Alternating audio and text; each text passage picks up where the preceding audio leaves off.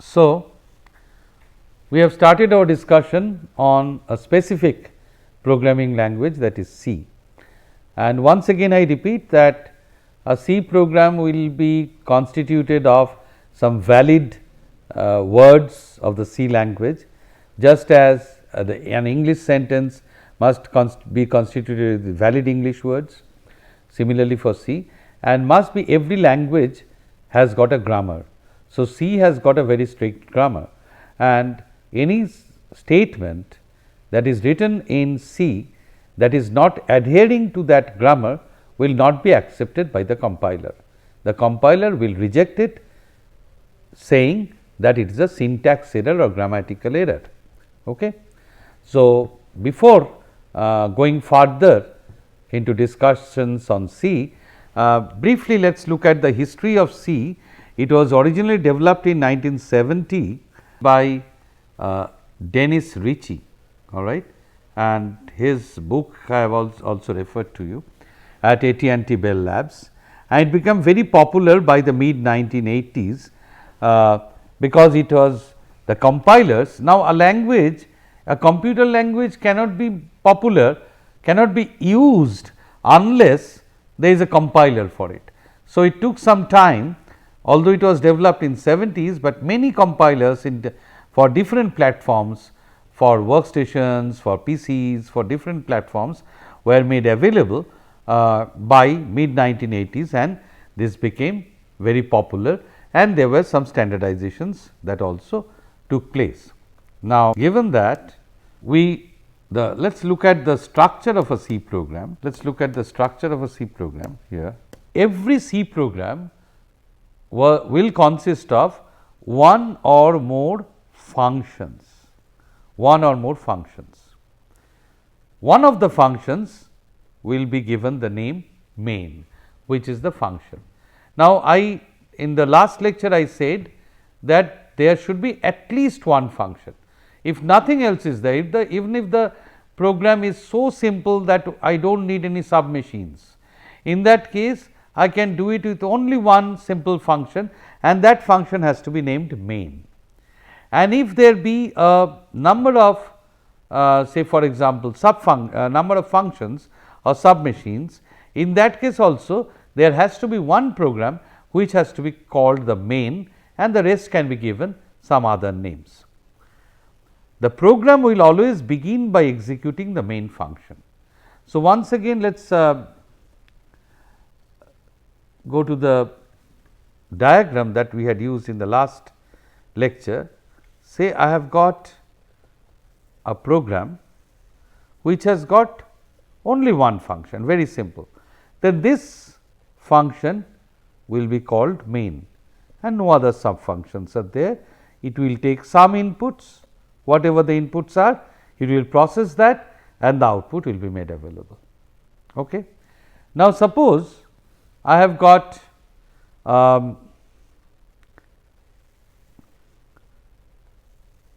two submachines required for this, one here and after that another one. So, this submachine will do something, then this submachine will do, and then will come out, and this is the output, and there is some input coming in here. These are the inputs and there are some submachines, but I have got one machine which is the main. This is again the main. So, although I am taking help of the submachines, I have to first enter the main function, and then from the main function I can enter here and go somewhere else, and ultimately I will have to come out through the main function. So, we cannot escape the main function. Okay. So, the main will be there, and typically we write the main, any C body, within two curly braces. Here whatever I am drawing as a diagram, that is equivalent to these two curly braces. Inside this whatever is written is a C program. Whatever I write here, whatever C program I want to write, I have to write within these two curly braces.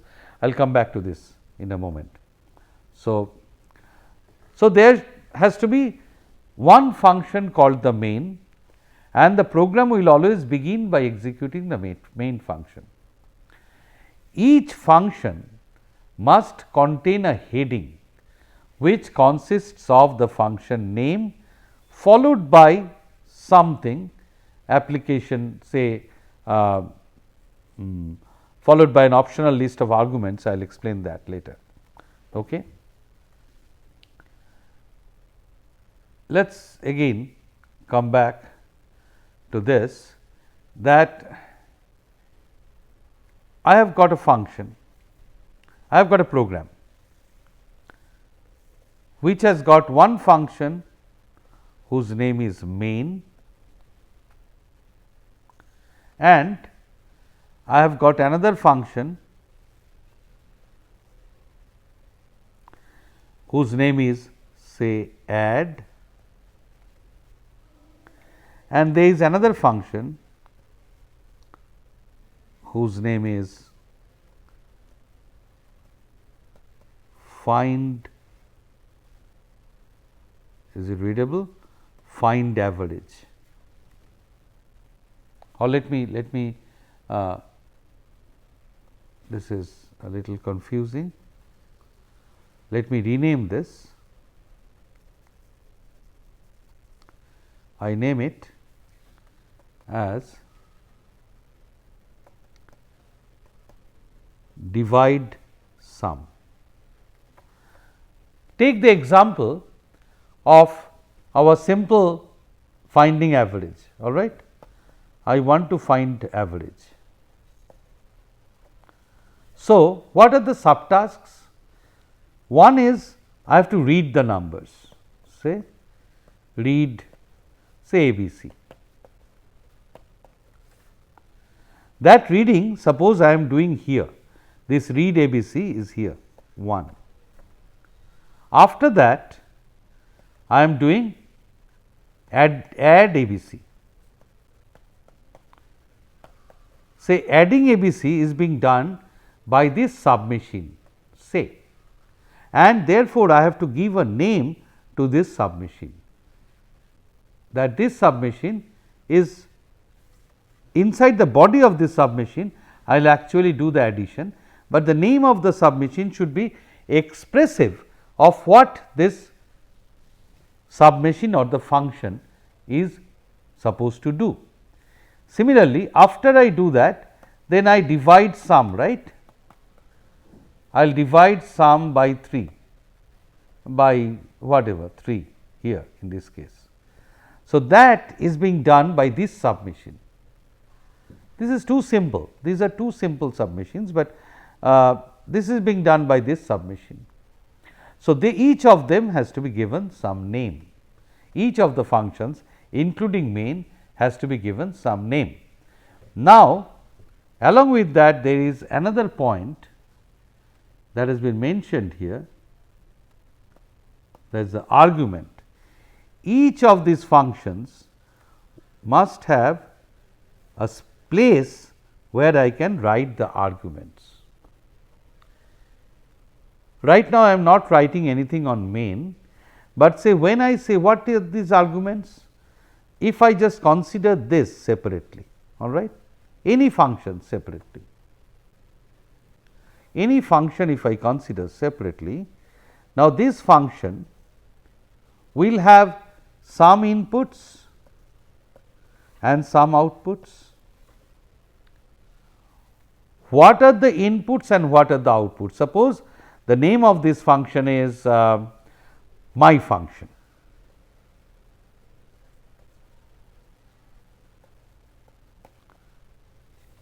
Then this function will have some arguments which are given within this parenthesis, and suppose these are a and b are two variables which are read by this, and c is a variable that is output by this. So, the name of this function should be associated with the names of the variables which are taken as input or is supplied as output by this function. These are called arguments. We will come to this when we discuss some other very important properties of functions, but for the time being just remember that a function must have a name and there should be some place for writing the arguments. Often you will find that a function like main, suppose I am writing a function which will simply print a particular line. So, then inside the body of the function I just want to print or say print my name is something something whatever. So, my name, just say my name.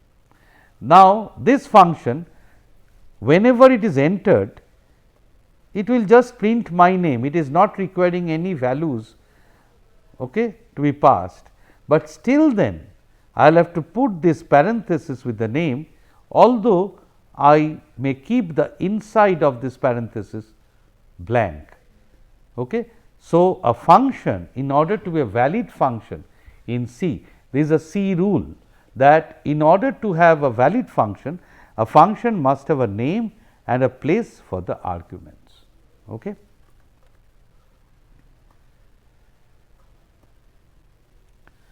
So, a function heading is the function name, all right, followed by an optional list of arguments enclosed in parenthesis like this. This is optional because it can be blank, and these are the things that there will be some argument declarations etc. will come to this particular part later. But before that we have to understand a compound statement. What is a compound sentence? Say simply in English, if we consider, you know that a simple sentence has got only one principal verb, principal finite verb. However, I can have a compound sentence like a boy went to school and his father was happy, say. So, here there are two sentences, his father was happy and a boy went to school. These are two simple sentences and we are connecting them with an and here, all right. So, this is a compound sentence. Similarly, we can have complex sentence and all those. Here the idea is similar, but not exactly the same. I am saying that a function is a machine which has got a name like say add and some parameters a, b, c, a, b and the third parameter is sum. That means, it will take a as input, b as input and will produce sum. But here I write a number of C statements. A number of C statements are written over here. Each of these C statement is a statement and all these together forms a compound statement. Whenever we find more than one C statement working together, that will be a compound statement. So, here the entire function add will be, if it consists of a number of statements, then it is a compound statement. In the default case, in the very trivial case when the program consists of only one statement, then also we can call it a compound statement, but with only one statement. So, next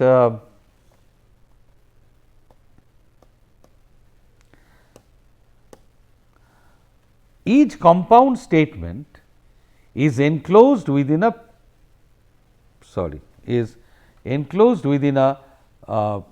pair of braces like this. This is called braces This is called parenthesis and this is called braces, right. The braces may contain combinations of elementary statements, a single one, or other compound statements. Okay. Now, once again let us see, till now I was drawing the machine as this, right. I was drawing it as a rectangle. Now, I will move towards more towards C. So, I will say that this boundary will be specified in C as this sort of boundary. Whatever is here is within this parenthesis. Now, each of them, each of this braces, I mean inside these braces, we will have some statements. It can be an elementary statement like say A assigned 20 or maybe more number of statements.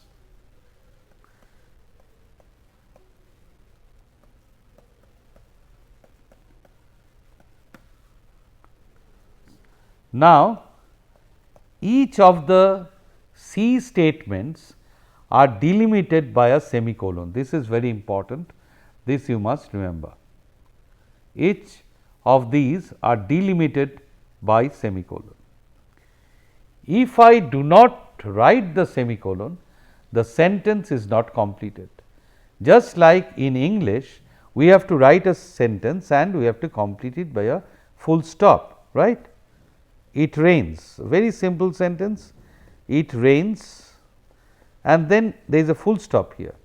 Similarly, in C, the end of one single elementary statement or a set of statements is pointed out by semicolon, all right. Otherwise, it will be ambiguous, there can be a problem, like for example, if I write A 20 B 15, okay, and I forget the semicolon.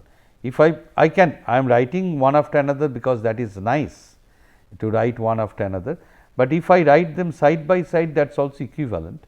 But if I put semicolons here, the compiler will understand that this is a one statement, this is another statement. But if I do not give the semicolon here, for example, I write A 20 B 15, then the compiler will be in a problem because it does not know what it is supposed to assign 20 or 20 B or whatever. Is it possible to assign 20 B? Many things will come. So, we must be very careful about completing the statements with semicolon. Okay. So, the braces may contain combinations of elementary statements and other compound statements. Now, there is another very important thing called comments. Whenever you write programs, you must be generous of writing comments. Now, what are these comments? Comments are statements which are not converted by the compiler to machine language, but then why do we write it? The reason is that whenever we write a complicated or a large enough program, the presence of the comments enables us or enables, suppose I have written a program, it will enable somebody else to understand the program.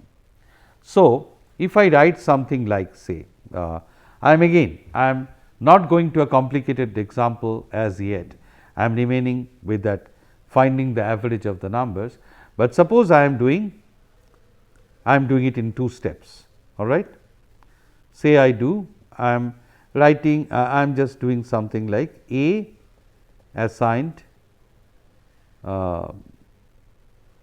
20, B assigned 15,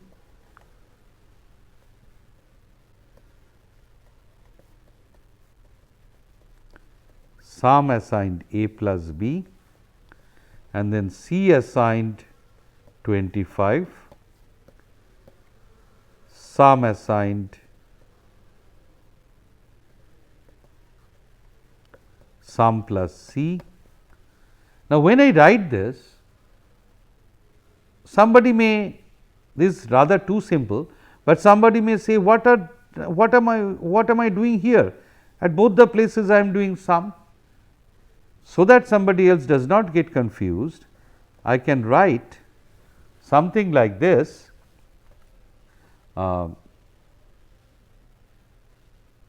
Let me just check the syntax here. Yes, I was right. So, what is happening? So, I can write, say,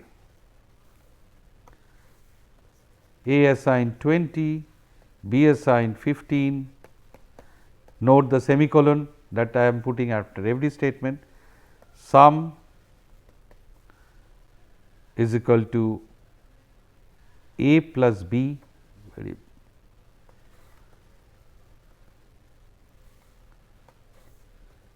A plus B, and here I can put in a comment, say adding first two numbers.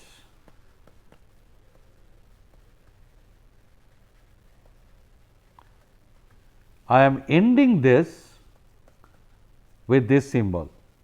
This is again, I am doing a bad job here.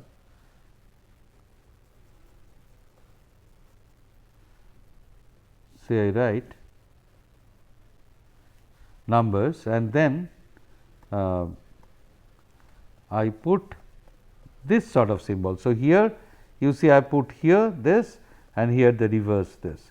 Whatever I write in between, that is assumed by the compiler to be a comment statement.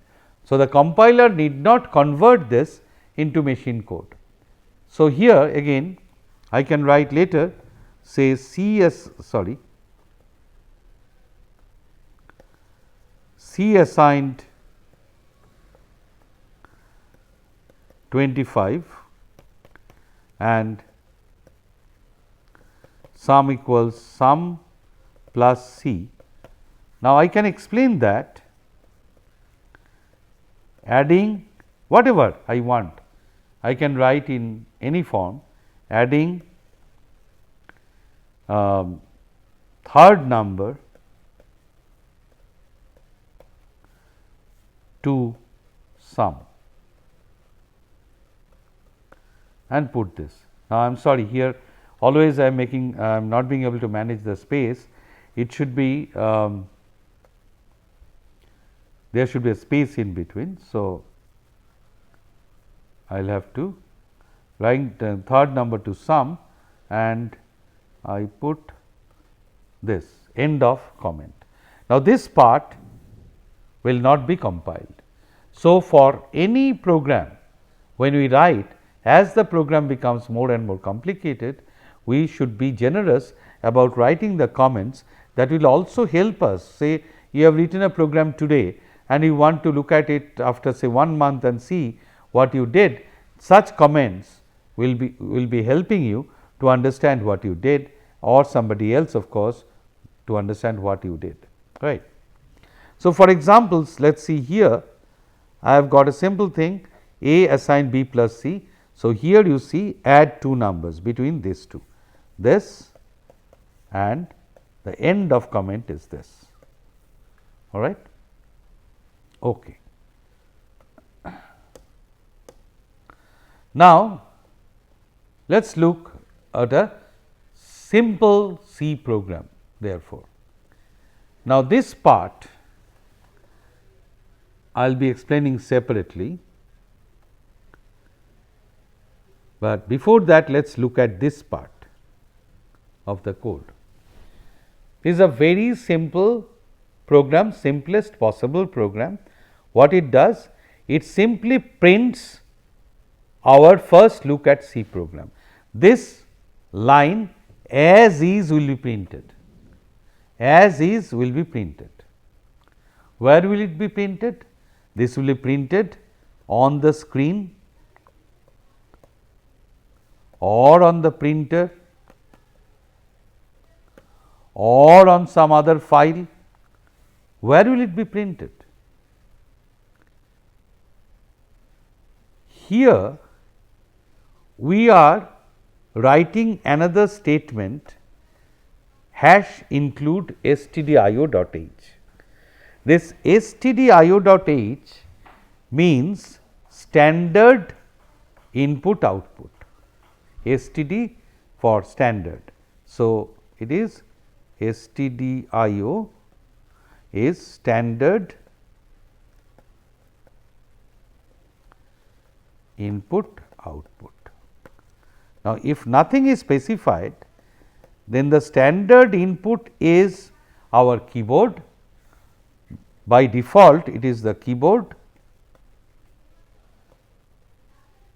and the output by default is the screen. So, when I write this, then when I write printf, that means this line will be printed on the screen. Okay? That is the meaning of stdio.h. Now, this single piece of simple program has got many things to illustrate.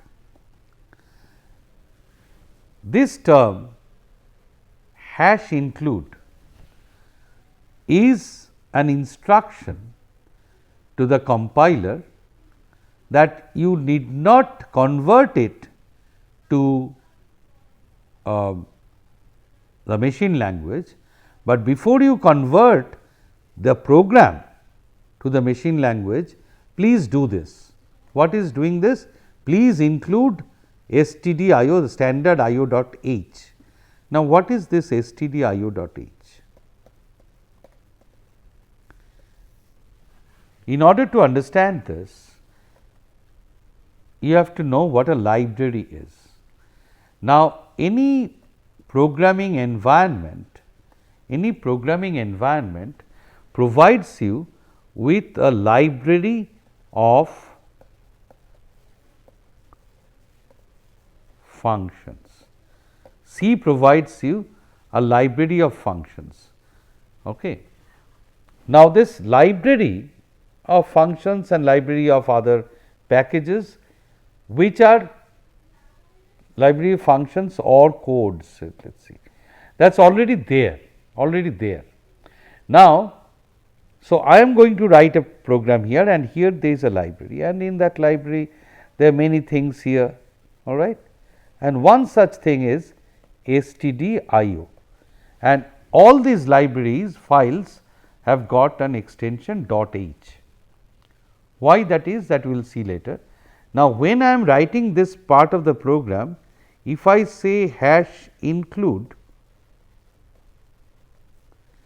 within this corner brackets stdio.h, that means whenever I am writing this program, whatever program I have written, that will be converted to the machine code, that will be ultimately converted to the machine code. While doing that, before doing that, this stdio part must be included, or some of the information must be included, that will tell me that, well, you see, whenever you are doing this printf, that printf will have to be done on standard output. And what is that standard output? The printer. It is the printer. Okay. So, that is the purpose of hash include. There is a pre-processing statement, compiler pre-processing statement. Now, I had said that every language has got some of its own vocabulary. Now, in English, you understand, whenever I write print or write, these words carry meaning to you in English. In C, we write it as printf. This is a special word of C. Okay. Why this f? That is a meaning for that. That is, in C, wherever we write, we consider that as if we are writing in a file, say in your office or in your work desk, whenever you write something, you write it on a piece of paper and put it in a file. In C, we consider every input or every output device to be a file, okay? And this F stands for file, as if I am printing on the file. Which file? The printer file. Okay? Then the next class we will start with this and will describe some of the other Hebrew like statements here, which will from which we will go ahead. Okay? Thank you.